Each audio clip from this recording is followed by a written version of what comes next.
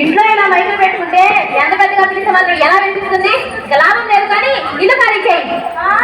ఏమిటండి ఇల్లు ఖాళీ చేయాలా? అందుకు మేమేం చేసాం?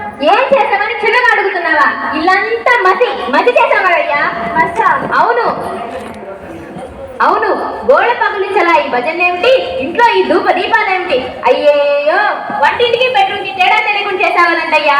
ఆంటీ మాడి కొంచెం బతి ఎక్కువ, కొద్ది రోజులు అవి పట్టండి, నేను నచ్చెప్తాను. ఏంటి నచ్చ చెప్పేది? నువ్వు తక్షణమే ఇల్లు ఖాళీ చేయి, లేకపోతే సామాన్ బయటకిస్తా. ఖాళీ చేయాల్సిందేనా? చేయాల్సిందే. తప్పదా? తప్పదు. సరే మంచిది. నేను ఖాళీ చేయను. ఏమన్నా? ఖాళీ చేయనన్నారు. ఎందుకు చెయ్య? ఇల్లు నాది, అది కట్టాలి నేను. అయితే ప్రతి దున్నేవాడే భూమి, అది చెల్లించేవాడే ఇల్లు. ప్రతి నెల మీ సర్దుకు ఎంత తీసుకుంటున్నారు తెలుసా?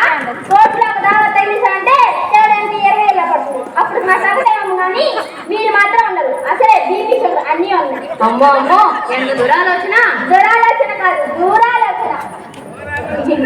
ఇదిగో శేఖరం, ఇప్పుడు నేనేమన్నానయ్యా? ఇల్లు కాస్త శుభ్రంగా ఉంచమన్నాను, అంతే కదా. అమ్మాయి కాస్త చెప్పు బాబు. అలా అన్నారు బాగుంది. వస్తాను నాయనా.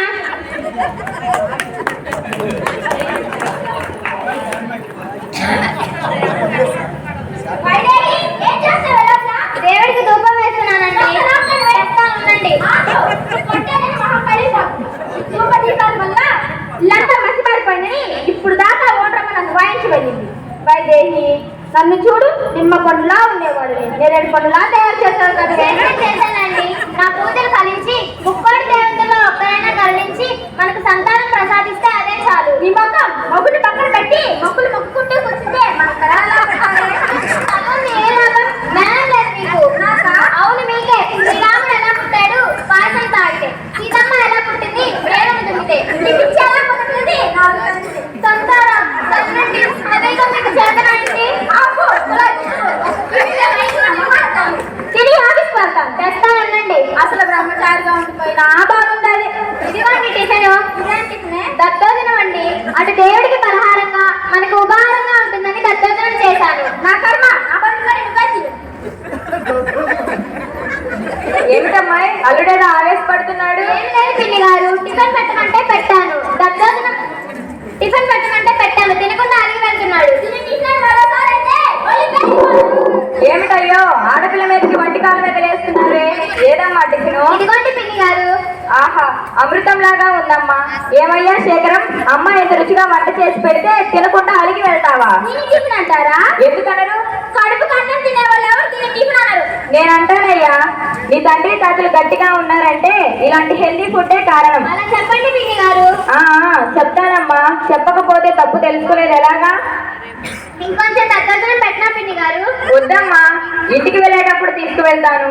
మీ బాబాయ్ గారికి కూడా కాస్త రుచి చూపిస్తాను. ఎక్కడ నేర్చుకున్నావో గాని నీ చేతి వంట అమృతం తల్లి. నీ వంట తింటే చచ్చేవాడు కూడా లేచి కూర్చుంటాడు. అమ్మా, ఓ వారం రోజులు మీ ఇంట్లో ఉంటాను, కాస్త వంట నేర్పమ్మా. వారం రోజులా? నిజమే, వారం రోజుల్లో ఏం నేర్చుకుంటాను? ఒక నెల రోజులు ఉండేతానులేమ్మా. భాగ్యం. అలాగే పిన్ని గారు. ఏంటి అలాగే? నీ మొత్తం మీ పిన్ని గారు 4 రోజులు ఇక్కడ ఉంటే మీ బాబాయ్ గారు ఎంత ఇబ్బంది? అది నిజమేనండి. బాబాయ్ గారిని పిల్లల్ని కూడా తీసుకొచ్చేయండి పిన్ని గారు. థ్యాంక్స్ అమ్మా, నీ మనసు బంగారం.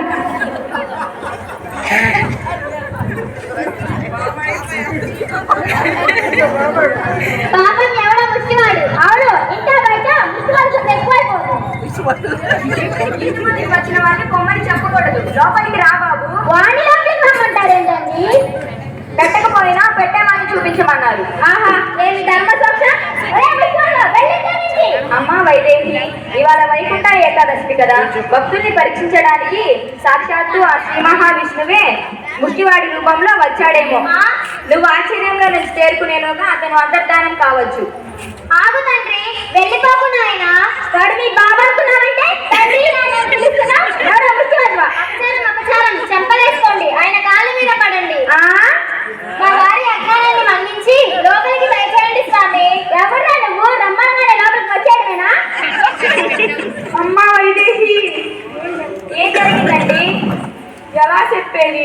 ఎలా చెప్పేది ఏమిటి? ఏ విధమైన నడుతానే చెప్తాడు. మీరు అలాగే చెప్పండి. మీరు ఊరుకోండి, అసలు ఏం జరిగిందో చెప్పండి నాన్న.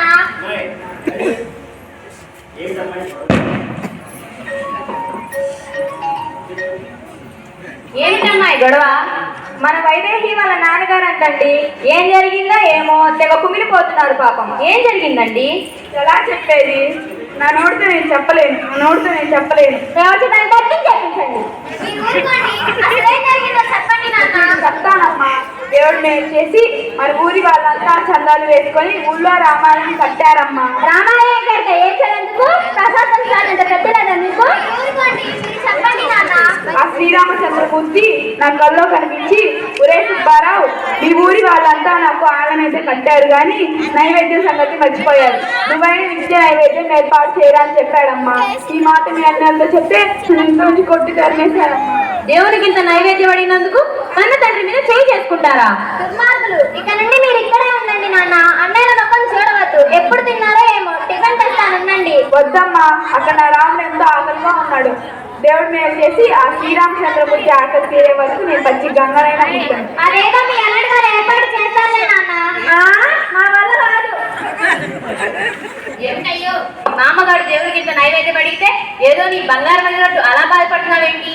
కట్న కానుకలు గుంజావు, పండగలకు పబ్బాలకు మామగారిలో చేరి ముప్పూటలా మెక్కావు. ఇంత నైవేద్యం అడిగితే కాదన్నా నీకు సిగ్గులేదంటయ్యా? ఏంటండి మీరు మాట్లాడేది? ఊరుకో, పుణ్యకారి మీద వచ్చిన మనిషిని బాధ పెడతావా? నువ్వు కాదంటే ఆయన తిండి మానేసి హరిం అంటాడు. ఇక మీకు పిల్లలు కూడా పుట్టరు. అక్క దగ్గరికి ఒప్పుకోవయ్యా, సరేగా, అలాగే ఏర్పాటు చేస్తాను. వదిలే బాబు, ఇప్పుడు చేస్తానంట, తర్వాత బాధపడతావు. పిలిచినంత నైవేద్యానికి బాధెందుకు? ఆయన ఒప్పుకున్నారు. ఇక మీరు నిశ్చింతంగా ఉండండి నాన్న. దేవుడు మనస్ఫూర్తిగా ఒప్పుకున్నావు బాబు. మళ్ళీ తిప్పుకోగా ఏమండోయ్, మడి తిప్పడం, మాట తప్పడం మా వంశంలోనే లేదు. అయితే నిన్నే సంతకం చేయను ఆయన. ఎందుకు? మాటించాడుగా. కలికాలం నోటుకున్నంత వీళ్ళ నోటి మాటకు లేదు. ఏదో నా బుద్ధి కోసం దేవుడు మేలు చేసి సంతకం చేయవయ్యా. సంతకం చేయండి, మా నాన్నగారి మనసు బాధపడుతుంది. చేయవయ్యా. సంతకం చేయండి, చేయండి.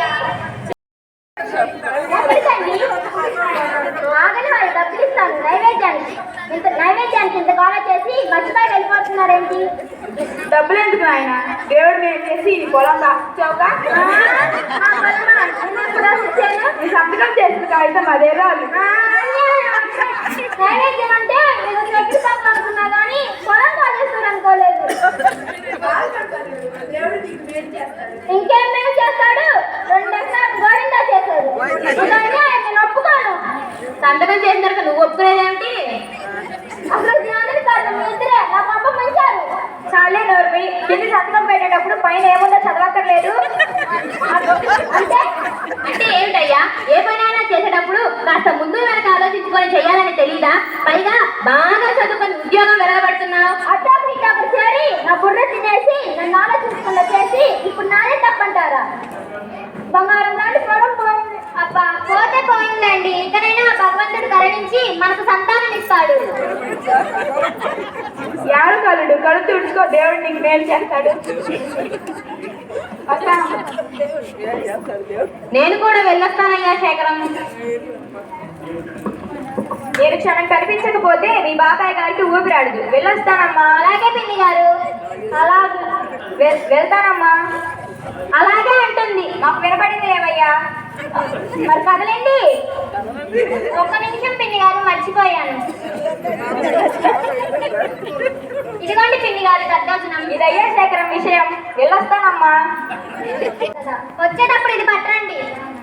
కర్పూరం 5 కేజీల సర్దుకుంటానండి. సాంబ్రాణి 10 కేజీల, 100 టెంకాయలు, పసుపు, కుంకుమ, గంధం ఇవన్నీ మన సరుకుగా పట్టే. తెస్తే ఉంటాయేంటండి? అయిపోవు. తెస్తే ఉండవా? అయిపోతాయా? అయితే నేను తాను. అయ్యో అయ్యో, ఏం పనండి అది? అమ్మా దేహి, పాపం ఎవరో ముష్టివాడు. అలాంటి వాడే మీ నాన్న. ఇంకేమన్నా బ్యాలెన్స్ ఉన్నాయేమో. బస్ స్టాండ్ నుంచి వెనక్కొచ్చినట్టున్నాడు. అమ్మా వైదేహి. మీరా నాన్న? ముష్టివాడు అనుకున్నాము. ఆయన వచ్చింది అందుకే.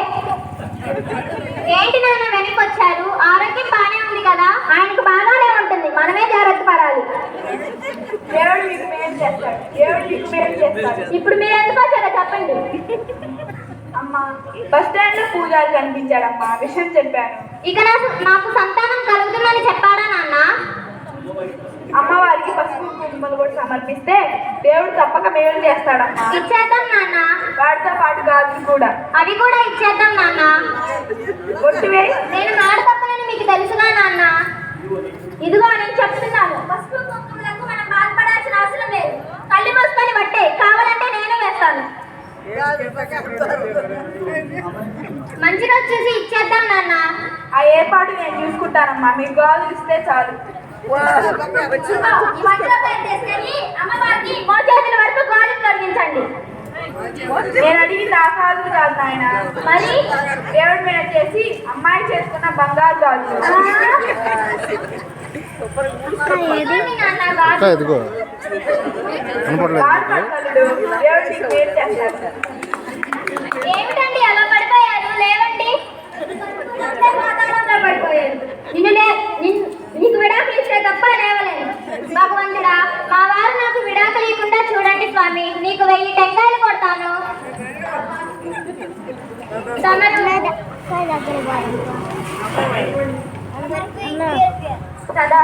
తమరు మాయా మాతా భిక్షం కోసం వచ్చారా మాతాజీ? నీకు సంతాన భిక్ష పెట్టడానికి వచ్చాను. మీకు నా పేరు త్రికాలవేత్తడం మాకు తెలియదంటూ లేదు. బంధం చిక్ చిక్. సంతాన యోగం కలిగే మార్గమైనా ఉందా మాతాజీ? ఉండబట్టే కదమ్మా జనాభా 140 కోట్లయింది. అదేదో చూసి నన్ను ధన్యరాలు చేయండి మాతాజీ. మేము వచ్చింది అందుకే. ఒక పాత్ర తెచ్చి ఆ టేబుల్ మీద పెట్టు చిన్నారి. నీ ఒంటి మీద ఉన్న యావత్తు బంగారం తీసి ఆ పాత్రలో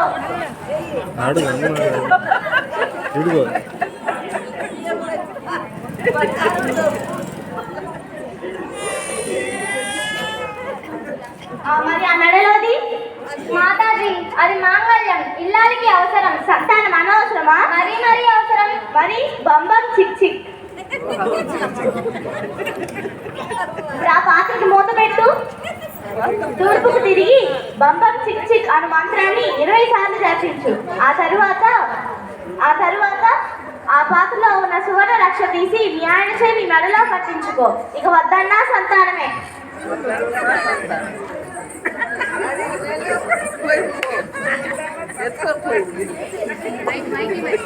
మాతాజీ, ఏరి అంతర్ధానం అయ్యారా? మాతాజీ ఎవరే? ఇతర చూపులు చూస్తూ వీటి మొదట్లో నాకు ఎదురైంది ఎవరండి? అదంతా తర్వాత చెప్తాను. ఈ పాత్రలో ఉన్న రక్ష తీసి నా మెడలో కట్టండి. లక్ష ఏమిటే? ఈ మెడ చెవు బోసిపోయాయి, ఉంగరాలేవే? అబ్బా, అదంతా తర్వాత చెప్తాను. శ్రీ మాతాశ్రీ వారు ఈ రక్షణ తయారు చేశారు. అది తీసి నా మెడలో కట్టండి.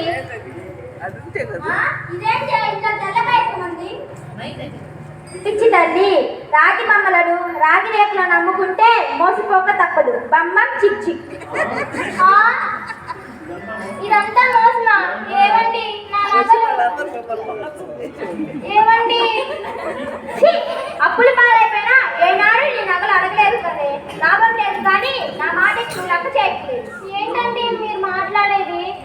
అవును, మనం ఇంకా కలిసి ఉండలేం. విడాకులు తీసుకోవాలి. మీ అంత మాట అనకండి. అమ్మా దేహి, రండి, సమయానికి వచ్చారు. ఈ కూతురు మీరు చేసుకోవాలండి. ఆపండి. మీ మొక్కం కానీ మీ అమ్మాయి గారి మొక్కం కానీ నేను చూడదలుచుకోలేదు. అంతేనా? పదమ్మా వెళ్దాం మనం. నేను రాను నాన్న. అమ్మా, ఈ మూర్ఖపు మధ్య ఎలా కలుసుకుంటావమ్మా? పదమ్మా వెళ్దాం. మన రామాలయంలోనే ఉందా? లేదు నాన్న, నా మూఢభక్తితో నా త్యాగస్థాలతో వాడిని చాలా బాధపెట్టాను. ఏవండి, నన్ను క్షమించండి. నా తప్పు నేను తెలుసుకున్నాను. ఇదే ఈ మార్పేనమ్మా నేను కోరుకున్నది. అల్లుడు, దేవుడు నీకు మేలు చేశాడు.